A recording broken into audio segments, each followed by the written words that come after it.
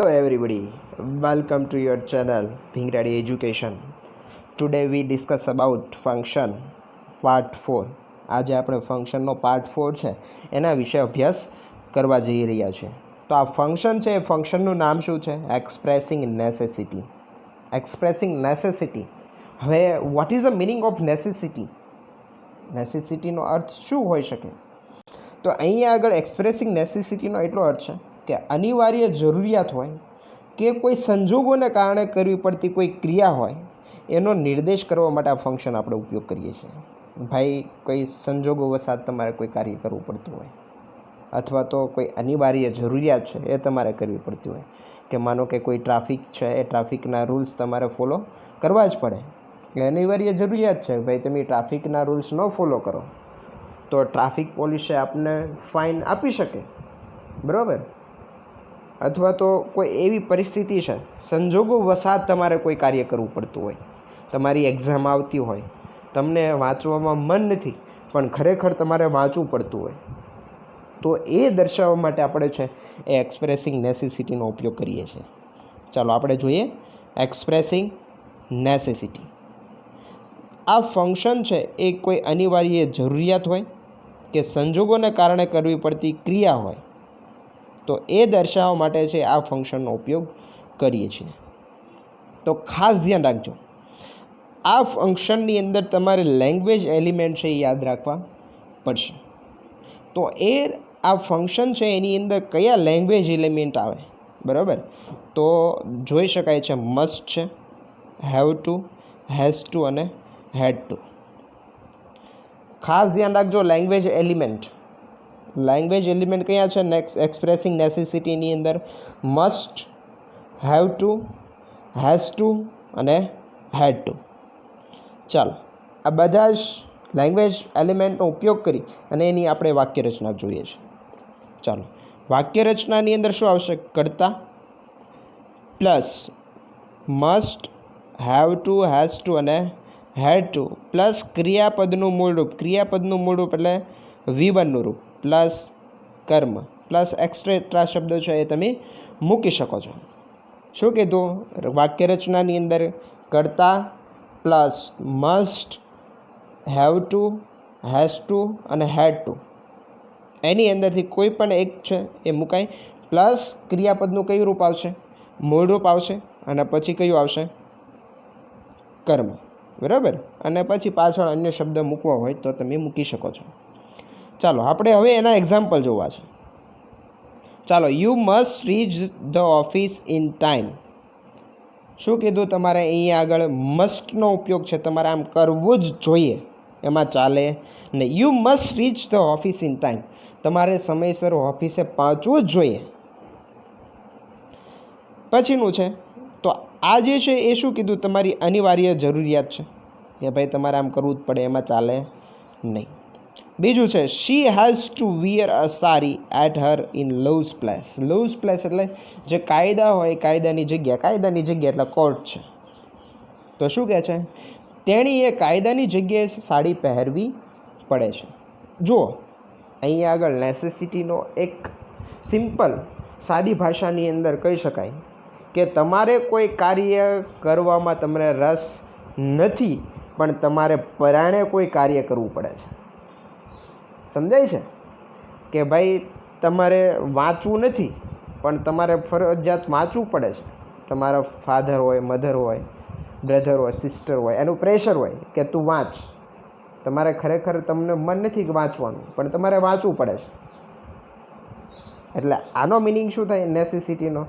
કે તમારે કોઈ કાર્ય છે પરાણે કરવું પડે છે. તો અહીંયા આગળ શું કહે છે કે તેણીએ જે છે એ કાયદાની જગ્યાએ છે તેને સાડી પહેરવી પડે છે. એને પહેરવી નથી પણ પહેરવી પડે છે. તો આ હતા એક્સપ્રેસિંગ નેસેસિટી. ચાલો હવે આપણે એની એક્સરસાઇઝ જોઈએ છે. તમને મેં પણ પહેલાં પણ જે છે એ પાર્ટની અંદર કહી દીધું હતું, ત્રીજા પાર્ટની અંદર, કે ભાઈ તમને જે એક્ઝામ હોય એક્ઝામની અંદર કેવા પ્રશ્નો આવી શકે. તો અહીંયા આગળ જોઈએ complete the sentence using the function. મેં તમને પહેલા પાર્ટની અંદર, બીજા પાર્ટની અંદર અને ત્રીજા પાર્ટની અંદર પણ મેં તમને કહી દીધું કે ભાઈ આપણે જે પણ ફંક્શનનો ઉપયોગ કરીએ છીએ એ ફંક્શનના એક્સરસાઇઝ હોય અથવા તો એક્ઝામ્પલ છે એ આપણે જોવાના છે. એટલે ધ ફંક્શન અહીંયા આગળ શું દર્શાવે છે તો કે એક્સપ્રેસિંગ નેસેસિટી. એ ફંક્શનનો ઉપયોગ કરી અને આપણે ખાલી જગ્યા પૂરવાની છે. ચાલો આપણે જોઈએ. નીનાસ આઈસ ઇઝ વીક. નીનાની જે આંખો છે એ આંખો કેવી છે તો કે નબળી છે. કેવી છે? નબળી છે. અથવા તો એની દ્રષ્ટિ છે એ કેવી છે? વીક છે. શી ખાલી જગ્યા. શી પછી આપણે સેન્ટેન્સ પૂરું કરીએ. She has to wear spectacles. Spectacles એટલે ચશ્મા. તો અહીંયા આગળ કીધું કે નીનાની દ્રષ્ટિ કેવી છે તો કે નબળી છે. તેણીએ ચશ્મા પહેરવા પડશે. સમજાય છે? પડશે. એને પહેરવા નથી પણ પહેરવા પડશે. સમજાય છે? ચાલો બીજું એક્ઝામ્પલ જોઈએ. ચાલો. Everybody is enjoying the vacation. દરેક વ્યક્તિઓ છે એ વેકેશનની મજા માણી રહ્યા હતા. બટ પરંતુ મનાલી ખાલી જગ્યા આપી દીધેલી છે. શું કીધું? દરેક વ્યક્તિ છે વેકેશનની મજા માણી રહ્યા હતા પરંતુ Manali has to read at home. પણ મનાલીને ઘરે વાંચવું પડે છે કારણ કે એને એક્ઝામ આવી રહી છે એટલે એને વાંચવું પડે છે. નકર એને મન હોય વેકેશનની અંદર હું ફરું, બધા સાથે હળીમળીને રહું, મજા માણું, પણ પરીક્ષા છે એના લીધે એને ઘરે રહીને વાંચવું પડે છે. ચાલો. યોર વોકેબ્યુલરી ઇઝ લો.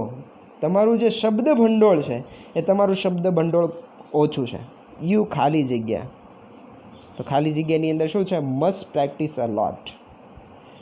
તમારે પ્રેક્ટિસ ખૂબ કરવી પડશે. તમારે તમારું વોકેબ્યુલરી હોય, શબ્દ ભંડોળ છે એ કેવું છે?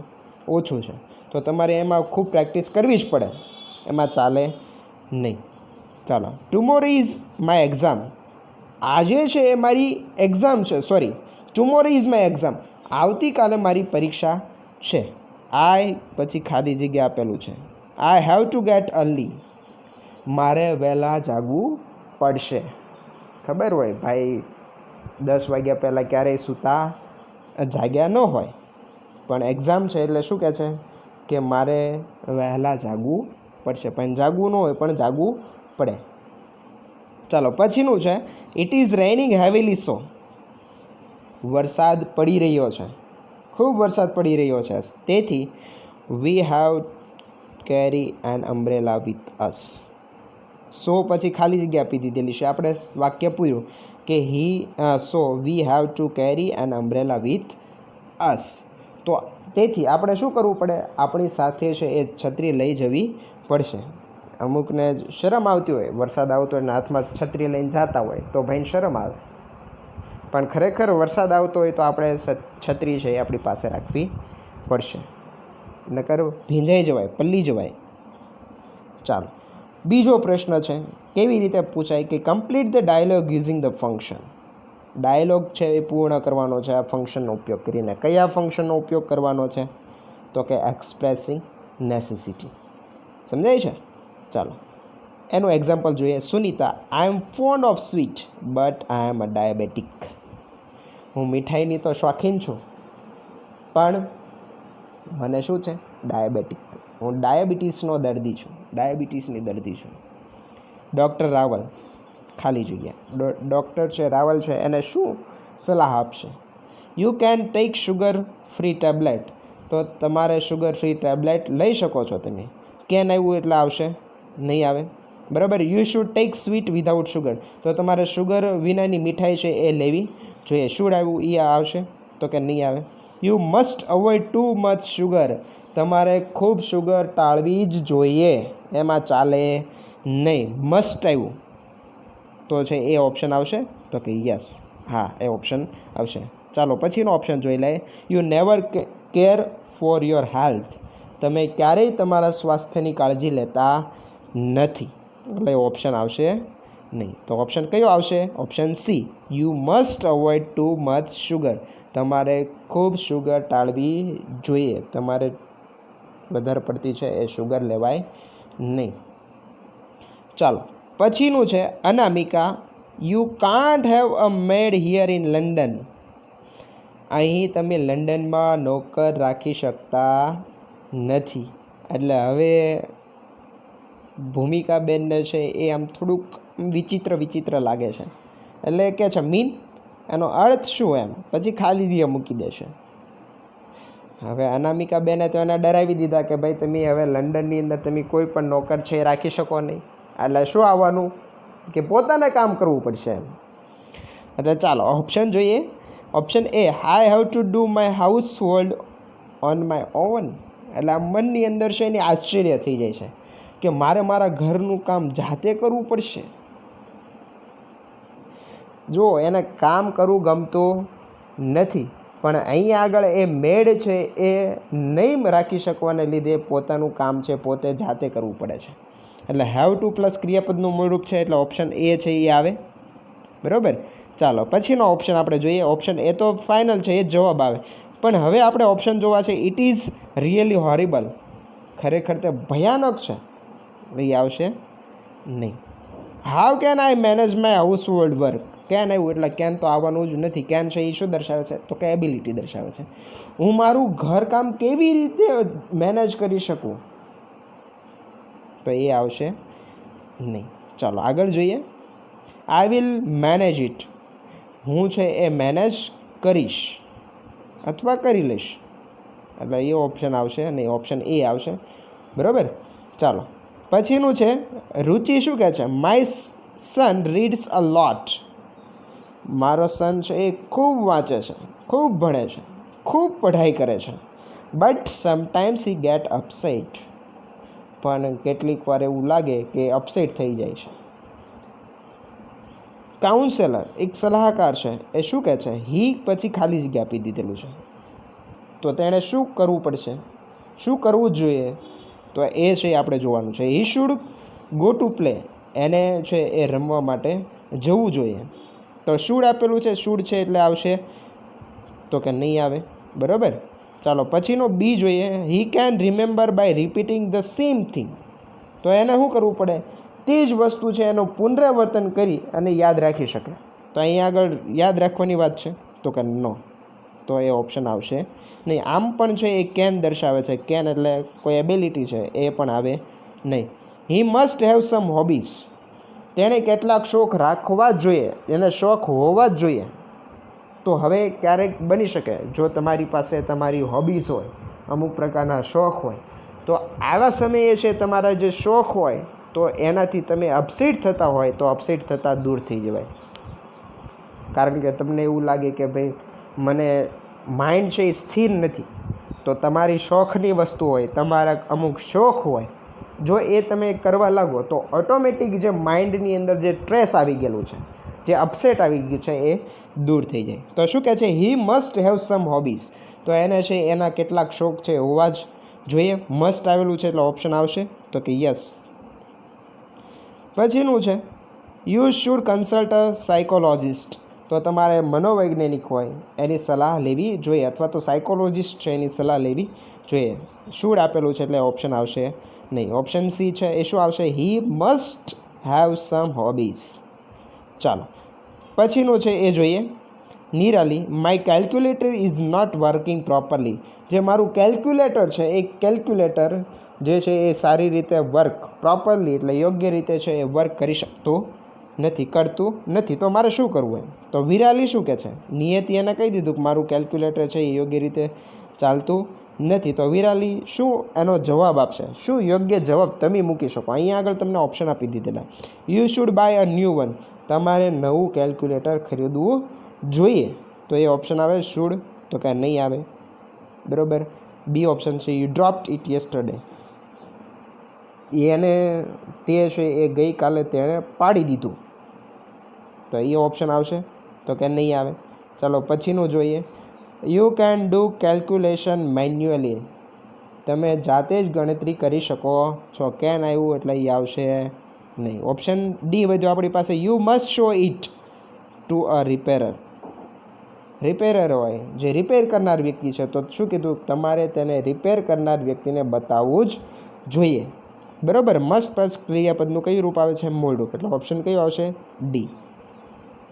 ચાલો છેલ્લું એક્ઝામ્પલ આપણે જોવું છે. Mister Chavda C, I get tired after walking a few step. હું થોડુંક ચાલું, બરાબર, એટલે હું થાકી જાઉં છું. તો મિસ્ટર ભટ્ટ એને શું જવાબ આપશે? યુ કેન ટેક રેસ્ટ, તો તમારે આરામ કરવો પડશે. તો એ આવશે? નહીં આવે. યુ શુડ વોક સ્લોલી, તમારે ધીમેથી ચાલવું જોઈએ. એ આવે શુડવાળું છે એટલે આવશે નહીં. You must consult a doctor, તો તમારે ડૉક્ટરની સલાહ લેવી જ જોઈએ. ભાઈ થોડુંક ચાલો અને તમે થાકી જતા હોય તો તમારે ડૉક્ટરની સલાહ લેવી જ જોઈએ. એટલે ઓપ્શન સી છે એ આવશે. You must consult a doctor. ચાલો છેલ્લો ઓપ્શન છે you should avoid heavy foods. Heavy food, ભારે ખોરાક છે તમારે ટાળવો જોઈએ. એટલે ઓપ્શન ડી છે એ આવે નહીં. એટલે ઓપ્શન કયો આવશે? Option C, you must consult a doctor. ચાલો, તો આ હતું આપણું ફંક્શન એક્સપ્રેસિંગ નેસેસિટી. હવે એ યાદ રાખવાનું, નેસેસિટી છે એ ક્યારે ઉપયોગ કરી શકાય? તો કે તમારી અનિવાર્ય જરૂરિયાતો હોય અથવા તો સંજોગોને કારણે કરવી પડતી કોઈ ક્રિયા હોય, એ દર્શાવવા માટે આપણે એક્સપ્રેસિંગ નેસેસિટીનો ઉપયોગ કરીએ છીએ. પ્લસ તો તમારે એના માટે એના લેંગ્વેજ એલિમેન્ટ છે યાદ રાખવા પડે. કયા લેંગ્વેજ એલિમેન્ટ છે? તો કે એની અંદર મસ્ટ છે, હેવ ટુ છે, હેઝ ટુ છે ને હેડ ટુ છે. સાથે સાથે એની વાક્યરચના પણ છે એ તમારે યાદ રાખવી પડે. વાક્યરચના શું થશે? તો કે કર્તા પ્લસ મસ્ટ અથવા તો હેવ ટુ અથવા તો હેઝ ટુ અથવા તો હેડ ટુ પ્લસ ક્રિયાપદનું મૂળરૂપ. ક્રિયાપદનું મૂળરૂપ એટલે ક્રિયાપદનું V1નું રૂપ પ્લસ કર્મ અને અન્ય શબ્દ. તો આ હતું આપણું ફંક્શન એક્સપ્રેસિંગ નેસેસિટી. જો તમને આ વિડીયો પસંદ આવ્યો હોય તો લાઈક કરો, તમારા મિત્રો સાથે બને એટલું શેર કરો અને સબસ્ક્રાઈબ કરવાનું ભૂલતા નહીં. Thank you.